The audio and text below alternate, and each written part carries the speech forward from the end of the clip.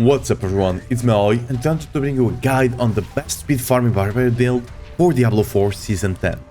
And that of course is going to be the speed farming variant of the Shoutgun Dust Devils build. This build has been amazing so far. It was amazing for leveling. You could basically get to T4 just with a couple of uniques. If you got a couple of chaos uniques, you'd be farming T4 already. And with Mythics, you're just basically one-shotting bosses at this point. This build is omega tanky. If you do slot a Shroud in instead of Fist of Fate, you can literally just face tank and Ariel. Yeah. Got the beam, yeah, beam is out, let's say. Oh.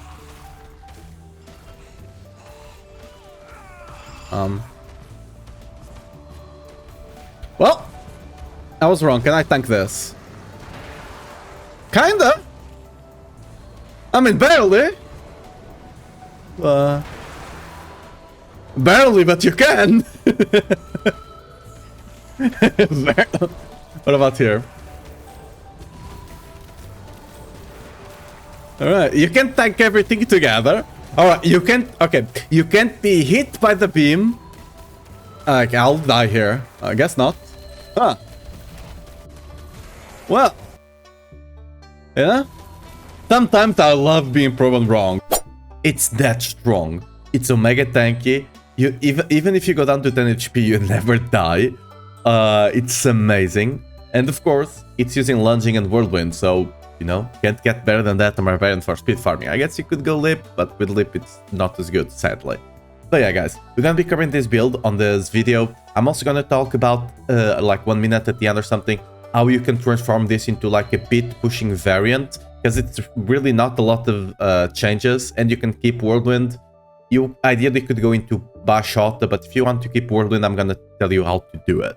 So yeah guys, let's get into the guide, shall we?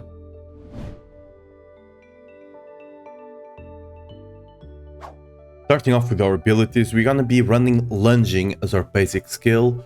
This basic skill will do a couple of things for us. It will proc Belligerence, which is down here.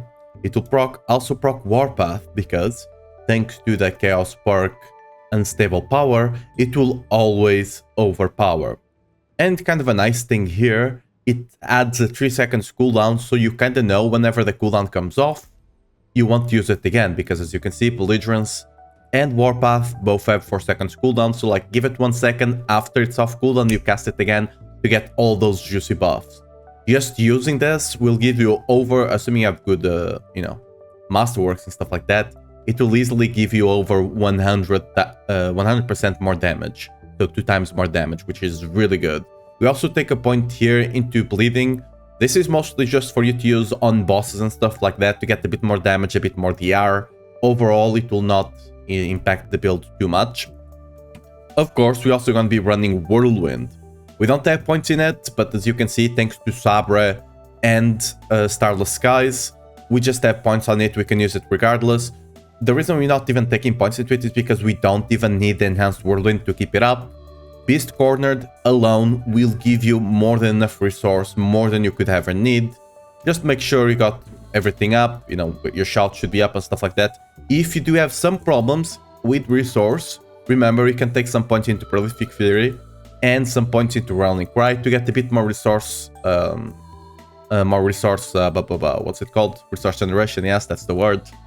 To just make it not a problem. You can just take points away from some DR here and there, you probably will be more than fine enough. Again, the build is omega tanky. Of course, Whirlwind will also be proccing Starless Skies and Lucians to increase your damage by what, 3 times, 20% or something at the end of the day. Kind of like that, so it's really important that you're using it as much as you can. Of course, we're gonna be using all the shouts, like this build is all about the shouts. We're gonna be running just 1 point because we can't really spare, but we're gonna be running the Unstoppable, of course, and 45. We're gonna be running 5 points with Challenging Shout just to be omega tanky, and 30% life, lovely. 5 points into Warcry, amazing as always. This will give us constant berserking uptime, right? And a bit more damage with another point down there. Everything else just taking a couple of passive movement speed because we have a couple of passive points free. And of course, lastly, we're gonna be taking Wrath the Berserking as our ultimate. Wrath the Berserking will convert our damage to fire, so we can actually use, I mean, together with Ugly Bastard, right, to convert our damage to fire and increase our damage by a good amount. Not only that, it will also increase its damage by itself, and will give us a good amount of movement speed and fury generation if you're still missing that small bit at the end. Of course, the key passive is gonna be Unconstrained. This is just the best key passive for anything that's not the core skill or bleed or anything like that, right? So it's really amazing that we can take it.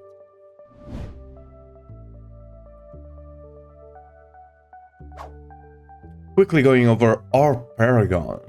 We're gonna be starting on the first tree. We're gonna be running Ire. This is just really nice additive, one of the best we have in Barbarian, and some really decent damage reduction, because why the hell not, with a decent multiplier. Going on to the second board, we're gonna be running Flawless Technique. This just makes capping crit super easy and just gives you an insane damage. So, amazing. Of course, we're gonna be running Challenger. This is basically a staple in every single build. Going over our third board actually.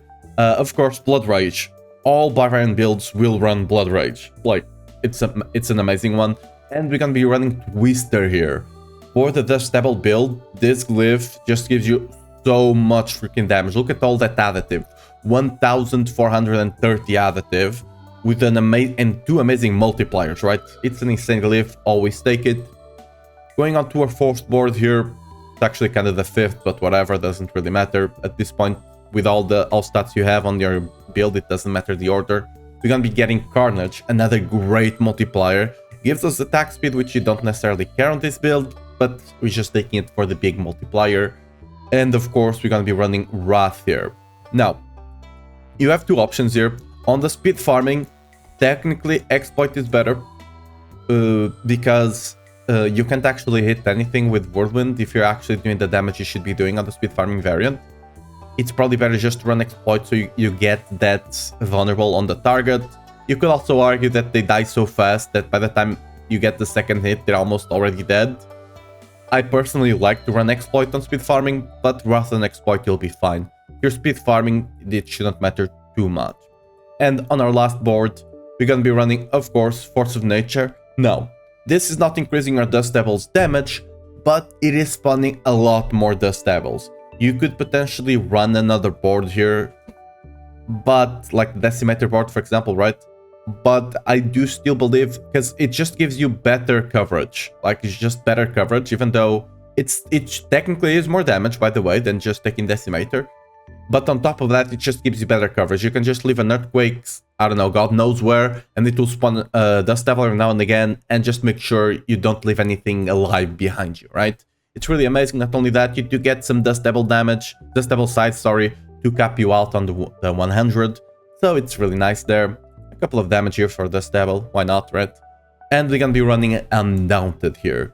This is another great glyph we do have access to, just a lot of additive damage and some damage reduction, because why not? Sadly, we don't have a lot of multiplier glyphs on this build, but we can make do. We already have more than enough damage.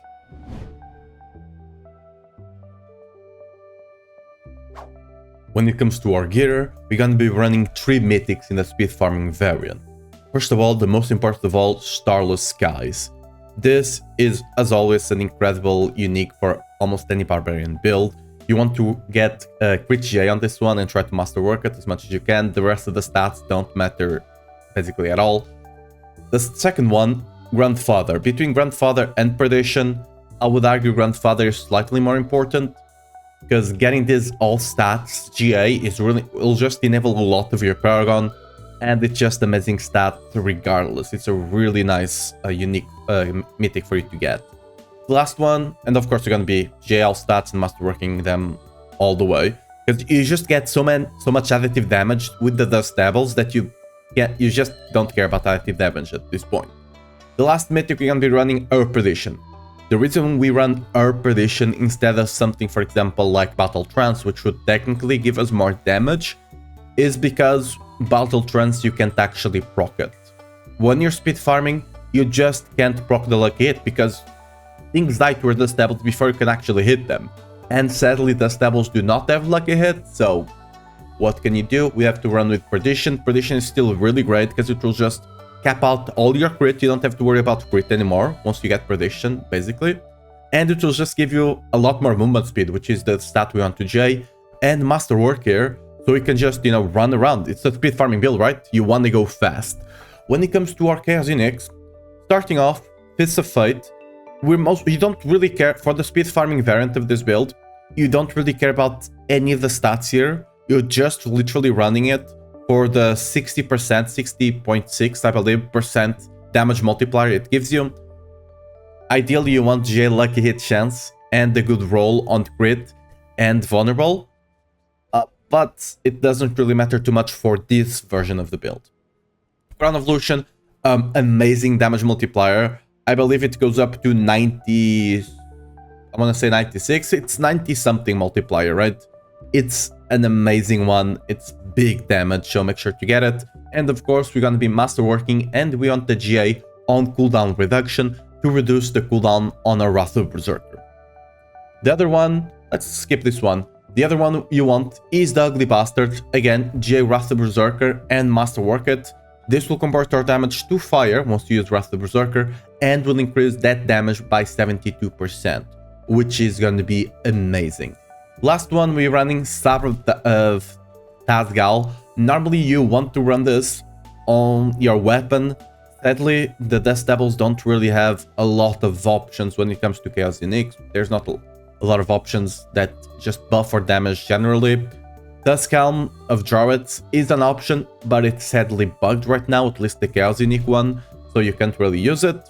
So we're going with Sabre. Make sure to get GA on the Warpath and masterwork it as much as you can for a good juicy damage. By the way, for those that don't know, Wrath of Berserker, once you get rank 5, can also proc Sabre, so we are proccing Sabre with 3 skills here. Sadly, the shouts, even though they are doing most of our damage, right? So they are basically our damaging skills. Sadly, they don't quite work here because the damage is kind of coming from an aspect. It is what it is, but it's really nice to have anyway, it's big damage. When it comes to our weapons now, first let's talk about our tempers. Really important tempers here. You always go Dust Devils, Dust Devil damage. It's basically 2 times any other additive damage you can get on our tempers. It's big. You want GA on the strength and to temper chance for the Devils to cast twice. Try to get a big number here and masterwork it as much as you can. You know, as long as you get it above like 80%, so at starter like around 35-36% is good enough. Just try to get as much as you can, ideally a 40%, which with all the masterworks will go up to 88%. This is one of the biggest damages you can get with masterworks on the build. The other one we're going to be running on the sword, we're going to be running Wall Up. I'll cover the aspects in a second. I'll just go over all of them together. You want GA strength, ideally. If you can get GA crit damage, really nice as well, or life, right? But, you know, you just want the strength for the most part. You're going to be running the Temper Wall Up here and masterworking as much as you can because we are running 200 mace on the build because that's just the most damage we can get. As always, you're also going for belligerence on the other weapon. It's basically the same stats. By the way, you do want 100 swords. They give you the most damage. And you're going for belligerence because, as I told you on the skills, you're going to be using lunging every 4 seconds to proc both belligerence and warpath, so that's big damage right there. On the ring, Wrath of Berserker cooldown, you're going to be masterworking it as much as you can. Of course, the stable damage right there. And you want the GA on the strength. Here, you technically do want to get the ring with strength crit damage, right? And a resist, either poison, cold, or lightning. I'm just at the point that this is just a testament, right? I'm not resist capped. I'm not resist capped. I still don't die on T4. It's just that ridiculous. Ideally, you do want to resist cap, of course. So what I was saying, you want to get either resists to lightning cold or poison. The reason that is because Shadow is already covered by Crown of Lucian and Fire is already covered by Ugly Bastard. You want to get one of those 3 and then socket jewels like this one.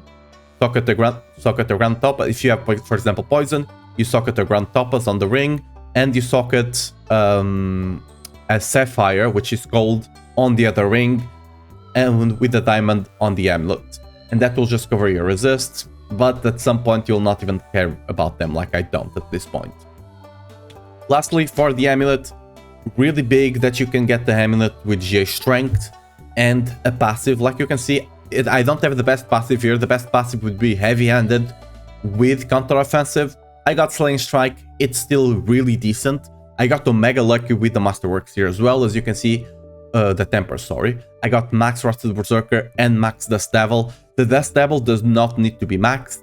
As long as you can get it upwards to 40%, you're already over the cap with the Temper, with the points on the Paragon board. You can only go up to 100. Right now I'm at 100 and 103.5, so I'm over the cap. It doesn't really matter at that point. That extra 3.5 doesn't really matter, but hey, you do want to get your under strength and masterwork the heavy-handed as much as you can, of course. Now, going over the aspects real quick, we're going to be running Fierce Winds. This is where most of our damage is coming from, alright? Fierce Winds on the two-handed weapon, really big to get it there. You're going to be running Earthquakes on your amulet. I'll cover, it's the runes that's actually proccing Earthquakes for us, right? You're going to be running Fierce Elements, sorry. You're going to be running Elements on the ring. Sadly, we don't really have any better multipliers, so it is what it is, just run Elements there. And we're going to be running Bamments, of course, since we are running an ultimate. It helps reduce the ultimate cooldown slightly, and will increase our damage when you use your ultimate. And lastly, of course, Dust Devils. You're running Whirlwind. Even if you're not running Whirlwind on the Dust Devils build, you always run this, because 25 extra damage, why the hell not? But of course, since we're running Whirlwind, we get slightly more damage. When it comes to our runes, lastly, we're going to be running Back Deck. This is how you're going to be creating your Earthquakes, of course. Earthquakes will always spawn the Dust Devils to increase your damage, which is really nice, but also will proc the Earthquakes aspect, which is big. On the other one, I'm currently running Pok Zek. The reason I run Pok Zek is because without Zek, you can't have 100% uptime on Wrath the Berserker. I personally enjoy that more than, for example, the other alternative, which is you should consider for a Speedfarming build, which should be Igni and Ja. You get the Sork teleport every like 3 seconds or so, 2.5 seconds, 3 seconds. You'll get the Sork teleport. I personally do prefer running Pok Zek to have 100% uptime on Wrath the Berserker. If you run Igni Ja, you'll be missing you only have like 75 to 80% uptime on Wrath the Berserker. It's not the end of the world, especially for speed farming. You should have more than enough damage anyway. But I personally prefer the comfortability of Wrath the Berserker, so you go with whichever you prefer.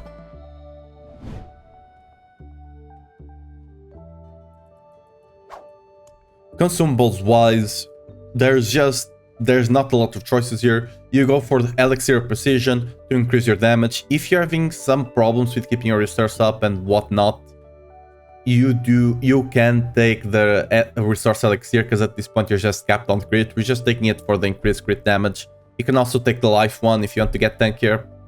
Doesn't matter too much. When it comes to the instances though, you can take either the strength one if you're not missing any crit or any resist, right? Just take the strength one, it will be more damage. If you're missing a bit of crit chance and some resist, all stats will help you beef up those things. When it comes to the other one, it's going to be life, of course. You can take the armor if you're missing armor, but at this point, at this stage, you should not be missing armor. I'm missing a bit, but that's because the last instance will give us a bunch of resists and a bunch of armor. So as soon as I pop this one, bam, armor capped, right? Just pop all of this. Lovely. You just got all the stats in, a lot of life. You actually get more life outside of town because you're gonna have the challenging shout up.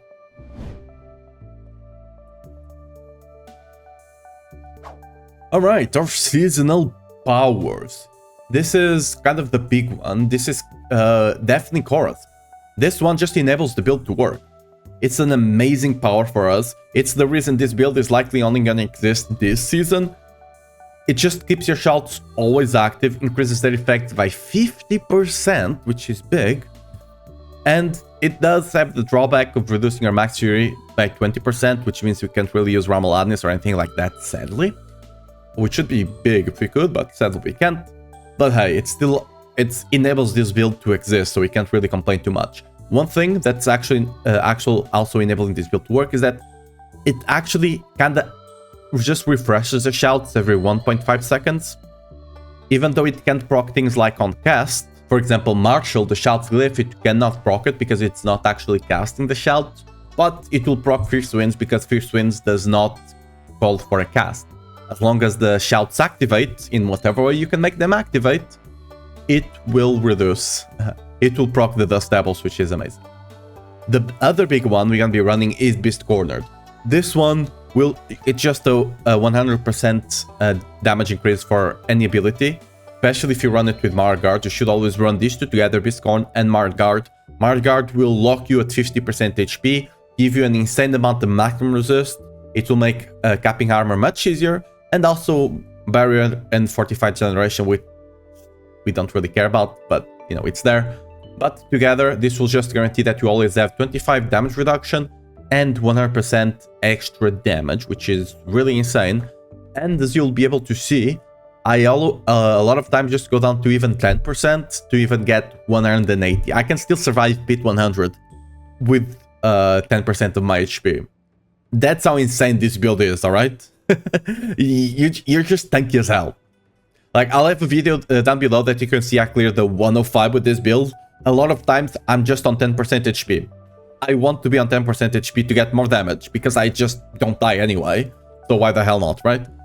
Anyway, lastly, for the other power, we're going to be running Unstable Power. This one will guarantee our basic skills to overpower. So this is just the easiest way you could get on the build to proc overpower to benefit from the Warpath passive.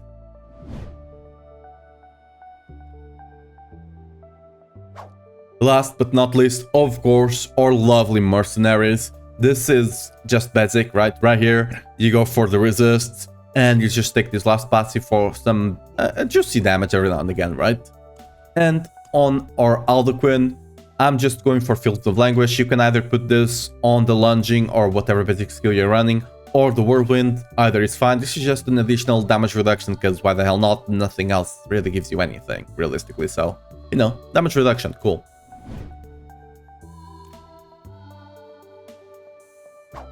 Now, this is the part of the video that I'm gonna tell you how to kind of convert this into a pit pushing variant of the build. If you do want to pit push, it's with the Dust Devils, it's actually gonna be a combination of Bash Ota, probably with some kind of weapon swapping shenanigan. I'll probably cover that in a different video if it ends up working out. I'm still kind of working on it, but anyway, for this build, for you to use Whirlwind for pit push, it's quite simple. Just get a Battle Trance with GA Strength, Masterwork that to the max for big damage. Just swap it for Predation. You go here to your Paragon first of all. If you're running Exploit, you take Exploit out and you run Wrath instead, right? When it comes to our gear, I should cover this. For this one, you do want the Fist of Fate with max lucky hit. Kind of important, and ideal with good vulnerable chance to apply vulnerable and a decent crit. And when it comes to our abilities, it's quite simple. You're gonna come here, you're gonna take all the points from lunging, you're gonna put them into Frenzy, one by one. Sadly, you can't do this all at the same time. You want to get Combat Frenzy. And down here, you're gonna take 2 points from Swiftness, and you're gonna put them here, Strategic Challenging Shout, and Tough as Nails. The reason you do this is so you can easily get bleed on AoE situations, so you can benefit from things like, for example, this, to get some more damage reduction, and to get some more damage to bleeding enemies. That's it. That's literally all you have to do for pit pushing. If you're running the... actually, if you're running the Ignija rune, you do need to swap it to the Pokzak setup. But yeah, that's it. That's literally it. It's mega easy for you to just play this on pit pushing. You just go to the pit, you just keep Whirlwind down, Wrath the Berserker on cooldown to pull enemies together, and then you just cast Frenzy every time you can. Whenever Frenzy is off cooldown, cast it. So you also, I mean, you do have to slot Frenzy in here because it doesn't do it automatically, but you get it, right? You just cast Frenzy every time it's off cooldown to help keep Battle Trance up. That's kind of the reason we are running Frenzy. Even though you lose a smidge of damage swapping to Frenzy because it's a dual wield, you basically are never like staying on Frenzy on the dual wheel for more than like half a second, if that. So you just swap to Frenzy, proc the Overpower, proc the Belligerence, proc the Battle Trance to get the Frenzy stacks up, right? And you just go back to Whirlwind and you just do an insane amount of damage. I was able to clear 1 of 5 with it. I could potentially, if I try to like fish on the pit for good layout and good mob type, I could potentially take it to 107. I don't think it's going much higher than that. But yeah, it's still pretty great. Again, this build is not really for pit pushing. I was actually surprised how far I could take it on pit push. I was not expecting it to go over 95. But apparently it could go up to 105, even a bit more, so really great.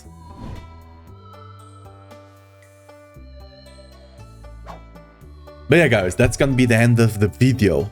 This build has been one of the most fun I've had in Diablo for a long time, especially on Barbarian. It's just, you can play Whirlwind, you can play the Stables, it clears everything on T4, it basically one-shots bosses. It's an amazing build, I really love it, and I hope you guys get to enjoy it as well. Let me know how you feel about the build down below, if you're gonna play it or not, and if you played it, what do you think of it? Personally, I love it again, but yeah, let me know what you think in the comments down below.